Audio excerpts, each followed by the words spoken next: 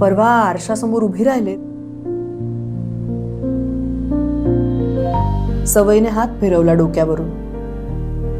हातात अचानक एक पुंजका आला, एक क्षण काळजाचा ठोका चुकला. सांगत नाही मी रोज, पण तुमच्यासाठी फार फार पॉझिटिव्ह आहे. आणि मला असं घाबरवायचा तुम्हाला तरी काय हक्क आहे? तुम्ही प्रेमाने म्हणालात आरशातून बघत, हार्मोनल चेंजेस आहेत बाई, थोडं थांबायची हीच वेळ आहे. थोडं थांबायची हीच वेळ आहे.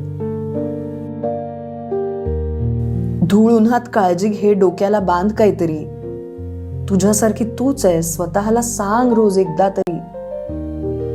मुलीसोबत, घरच्यांसोबत स्वतःलाही वेळ दे. सगळं सगळं पेलतेस छान, कौतुकाची थाप दे.